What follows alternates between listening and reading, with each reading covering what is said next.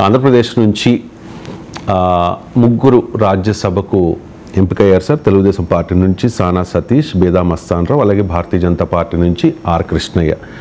నాగబాబుకు రాజ్యసభ వస్తుంది అని అందరూ ఊహించారు. కానీ అనూహ్యంగా కొణిదెల నాగబాబును రాష్ట్ర క్యాబినెట్లోకి తీసుకోవడానికి మూడు పార్టీల మధ్య అంగీకారం కుదిరినట్లుగా తెలుస్తోంది సార్. ఆల్రెడీ అఫీషియల్గా కూడా అనౌన్స్ చేసేశారు.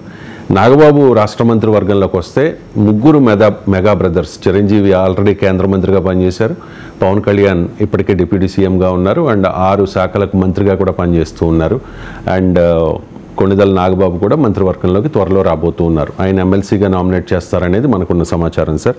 అండ్ దీని మీద అంబటి రాంబాబు ఒక కమెంట్ చేశారు సార్.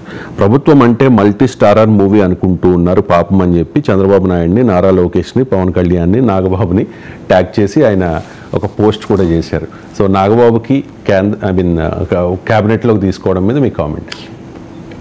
అంబటి రాంబాబు అడిగి అంబటి రాంబాబు ఇష్ట ప్రకారం మంత్రివర్గంలో తీసుకోవడం, మంత్రివర్గం తీసుకోవడం అనేది ముఖ్యమంత్రి ప్రెరగేటివ్, అధికారం ఉన్న కూటమి ఇష్టం. నాగబాబు జనసేన నేత. ఈవెన్ మన పార్లమెంటరీ డెమోక్రసీ సూత్రాల ప్రకారం జనసేన నాయకుడు కావాల్సిన అవసరం కూడా లేదు. ఇప్పుడు చంద్రబాబు నాయుడు కావాలనుకుంటే రవిశంకర్ను కూడా తీసుకొని సమాచార శాఖ మంత్రి చేయొచ్చు. ఆ అవకాశం ఉంది, ఆ వెసులుబాటు కూడా ఉంది. 6 నెలల లోపల ఏదో ఒక సభకు సభ్యుడు కావాలి. రాజకీయాల్లో ఉండాలని కూడా ఏమీ లేదు. ఇప్పుడు మోడీ ప్రభుత్వంలో జయశంకర్ ఉన్నాడు, అసలు సేమ్ పార్టీ ఉండాలని కూడా ఏం లేదు. మీకు ఈఎంఎస్ నంబూద్రిపాద్ 1957లో కేరళలో తొలి కమ్యూనిస్ట్ ప్రభుత్వం ఏర్పాటైతే విఆర్ కృష్ణయ్య అని ఇండిపెండెంట్ ఆయన, తర్వాత సుప్రీంకోర్టు జడ్జి అయి చాలా ప్రఖ్యాత జడ్జి అయ్యారు. ఆయన మంత్రిగా తీసుకున్నారు. ఆయన క్యాబినెట్లో కూడా లేరు, ఆయన పార్టీలో కూడా లేరు. సో అందువల్ల పార్లమెంటరీ డెమోక్రసీ సూత్రాల ప్రకారం ఈ ప్రొసీజర్ ఇది. ఇక మల్టీ స్టార్ మూవీ అందామా, ఈ రాజకీయాల్లో అన్నీ మల్టీ స్టార్ మూవీలే. ఇప్పుడు వైఎస్ఆర్ కాంగ్రెస్ పార్టీ అనే పొలిటికల్ పార్టీ ఏర్పాటైనప్పుడు జగన్మోహన్ రెడ్డి, షర్మిల, విజయమ్మ ముగ్గురు లేరా? మరి అది multi star movie YSR Congress అనగలమా? సో ఇప్పుడు కాంగ్రెస్ పార్టీ ఉంది, సోనియా గాంధీ, రాహుల్ గాంధీ, ప్రియాంక గాంధీ ముగ్గురు లేరా? ఇప్పుడు కేసీఆర్ బీఆర్ఎస్ ఉంది. సో అంబటి రాంబాబు పార్టీకి చాలా సన్నిహితంగా కూడా ఉండే జగన్కు కేసీఆర్. అందులో మరి కేసీఆర్, కేటీఆర్, హరీష్ రావు, జోగినపల్లి సంతోష్, కవిత 5గురు. మరి అప్పుడు అంబటి రాంబాబు అన్నడా కేసీఆర్ మల్టీ స్టార్ మూవీ అని? సో మీకు తమిళనాడులో మరి స్టాలిన్, ఉదయనిధి స్టాలిన్. సో అంతకుముందు కరుణానిధి ముఖ్యమంత్రి, అది కూడా మల్టీ స్టార్ మూవీ కదా. మళ్ళీ కనిమోజీ ఆల్రెడీ అన్న, చెల్లె, కొడుకు, ఇప్పుడు ముగ్గురు ఉన్నారు. అంతకుముందు కరుణానిధి ఉన్నాడు. మరి అది తమిళ్ వర్షన్, డబ్బుడు కాదు, తెలుగు డబ్బింగ్ కాలే. సో ఇలా మన ఒక్కరు కాదు కదా. ఇప్పుడు నీకు అనేక పార్టీల్లో ఏకకాలంలో ఉంటారు. ఇప్పుడు పార్లమెంట్లో చిదంబరం ఉన్నాడు, ఆయన కొడుకు కార్తీ చిదంబరం ఉన్నారు. సో రాజకీయాల్లో ఇదేమీ సర్ప్రైజింగ్ కాదు. దేశవ్యాప్తంగా ఉంటారు, భార్యాభర్తలు రాజకీయాలు ఉంటారు, తండ్రి కొడుకులు, తాతలు, మనవళ్ళు అందరు ఉంటారు. అందువల్ల పాలిటిక్సే మల్టీ స్టార్ మూవీ. అందులో ఇక్కడ ప్రత్యేకంగా నాగబాబు పట్ల అభ్యంతరం చెప్పాల్సిందే ఉంది. ఆయన జనసేన ప్రజారాజ్యం కాలం నుంచి పార్టీతో అసోసియేట్ అయి ఉన్నాడు.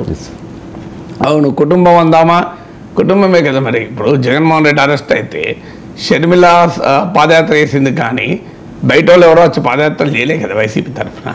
ఎందుకు? జగనన్న వదిలిన బాణం అని. మరి జగనన్న వదిలిన బాణం షర్మిల ఎందుకు కావాలి? చాలా మంది చెల్లెళ్ళు ఉన్నారు కదా ఆంధ్రప్రదేశ్లో. మరి వైసీపీకి చెందిన మిగతా నాయకురాలు ఎవరన్నా పాదయాత్ర చేశారా? షర్మిలను ఎందుకు ఎంచుకున్నాడు జగన్?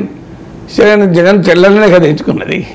అందువల్ల మన పాలిటిక్స్లో ఫ్యామిలీస్లో ఒకే ఫ్యామిలీ నుంచి ఉండడం అనేది నేరం కాదు కదా. అందువల్ల నాగబాబు మంత్రి అయితే అభ్యంతరం ఉండాల్సిన అవసరం లేదు. ఆయన మంత్రిగా ఆయన పని విధానం ఏంటి, ఆయన తీసుకునే చర్యలు ఏంటి, ఆయన సరైన సామర్థ్యం చూపాడా లేదా అని విశ్లేషించుకోవాలి.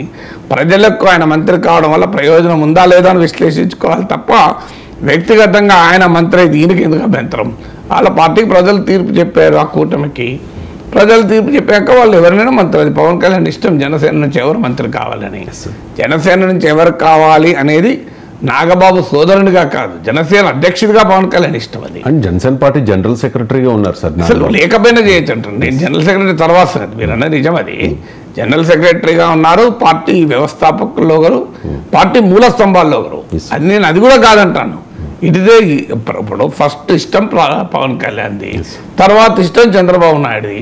పార్లమెంటరీ సూత్రాల ప్రకారం చంద్రబాబు నాయుడు ఫస్ట్ ఇష్టం. కానీ సంకీర్ణ రాజకీయాల్లో ఒక పార్టీ ఎవరిని తన తరఫున క్యాబినెట్లో ఉంచాలి అనేది ఆ పార్టీ డిసిషన్ కదా. ఇప్పుడు అది పవన్ కళ్యాణ్ డిసిషను, మధ్యలో వేరే వాళ్ళకి అభ్యంతరాలు ఏముంటాయి. అయితే అభ్యంతరాలు చెప్పకూడదు నేనేం అంటలేను.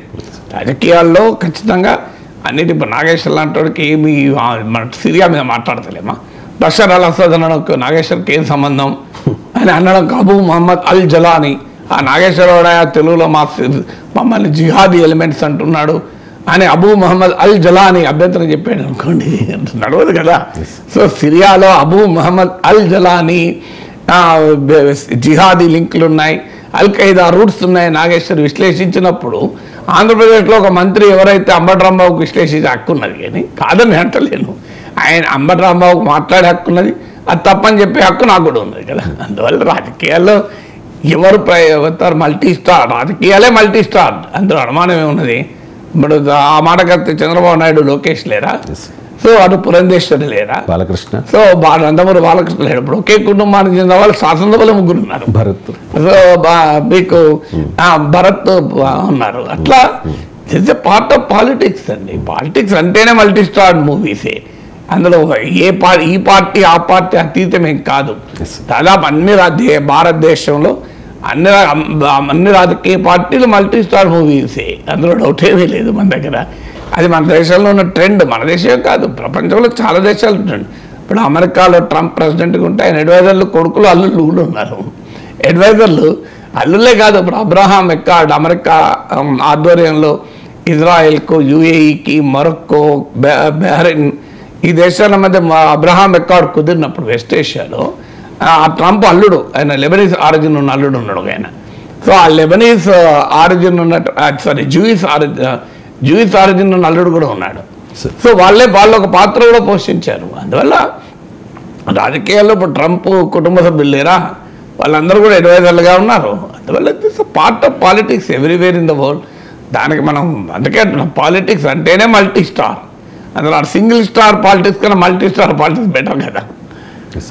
అండ్ సమర్థత అనేది కూడా ఇంపార్టెంట్ కదా సార్. నిజంగా అప్పుడు ప్రజారాజ్యం నుంచి ఇప్పుడు జనసేన వరకు నిజంగా అసెంబ్లీ గేటు తాకనివ్వను అని చెప్పి వైఎస్ఆర్ కాంగ్రెస్ పార్టీ నాయకులు పవన్ కళ్యాణ్ని అన్నరాని మాటలు అన్నప్పుడు, వ్యక్తిగతంగా వ్యక్తిత్వ హననం చేసినప్పుడు కూడా నిజంగా తమ్ముడికి అండగా అన్నయ్య నాగబాబు నిలబడ్డారు సార్. అండ్ పిఠాపురంలో ఖచ్చితంగా పవన్ కళ్యాణ్ ఓడిస్తామని చెప్పి అక్కడ ద్వారంపూడి, ముద్రగడ లాంటి వాళ్ళందరూ కూడా, మిథున్ రెడ్డి లాంటి వాళ్ళందరూ ప్లాన్ చేసిన క్రమంలో కూడా అక్కడ మొత్తం పిఠాపురం మీద ఆయన ఫోకస్ చేశారు సార్. అండ్ దానికి తోడు టీడీపీ జనసేన మధ్య ఓట్ ట్రాన్స్ఫర్ అవుతుందా లేదా అని డౌట్ వచ్చినప్పుడు అక్కడ చాలా చోట్ల టీడీపీ జనసేన కార్యకర్తలతో కూర్చుని ఈయన సమన్వయం చేశారు సార్. నాగబాబు జనసేనలో నిర్వహించిన పాత్ర అందరికీ తెలుసు. అందుకే అంటున్నా, ఆ పాత్ర నిర్వహించకపోయినా తీసుకోవచ్చు అంటున్నా. ఇక నిర్వహించిన తర్వాత ఇక చర్చ ఎక్కడిది. ఇప్పుడు ఈవెన్ నిర్వహించకపోయినా అసలు రాజకీయాలకే సంబంధం ఉండదు. పవన్ కళ్యాణ్ తన పార్టీ తరఫున తీసుకోవాలనుకున్నాడు అనుకోండి, దేర్ నథింగ్ రాంగ్. అది ఇప్పుడు మీకు చాలా మంది అలా మంత్రివర్గంలోకి తీసుకుంటారు. సో ఇప్పుడు మన్మోహన్ సింగ్ను తీసుకున్నారు. మన్మోహన్ సింగ్ ఫైనాన్స్ మినిస్టర్ అయినప్పుడు ఆయన కాంగ్రెస్ పార్టీ కార్యకర్త, గాంధీ భవన్లో జెండాలు పోసిండు ఆయన. కాంగ్రెస్ జిందాబాద్ కాంగ్రెస్ పార్టీ అని తిరిగిందా మన్మోహన్ సింగ్? మరి ఎందుకు ఆయన తీసుకున్నాడు కదా పివి నరసింహరావు ఫైనాన్స్ మినిస్టర్గా. ఆయన ఎవరు? ఆయన రిజర్వ్ బ్యాంక్ గవర్నర్గా పనిచేశాడు, చీఫ్ ఎకనామిక్ అడ్వైజర్గా పనిచేశాడు ప్రైమ్ మినిస్టర్కు, ఆక్స్ఫర్డ్ విశ్వవిద్యాలయంలో ఎకనామిక్స్ పాఠాలు చెప్పాడు. సో ఆయన చరిత్ర మొత్తం తీసుకుంటే మీకు ఇది more an economist, not a politician at all కదా. అలాంటి అతను ఫైనాన్స్ మినిస్టర్గా తీసుకున్న తర్వాత కాంగ్రెస్ పార్టీలో ప్రైమ్ మినిస్టర్ అయ్యాడు కదా. అందువల్ల ఏముంది అందులో పెద్ద అభ్యంతరం చెప్పాల్సిందేం లేదు కదా.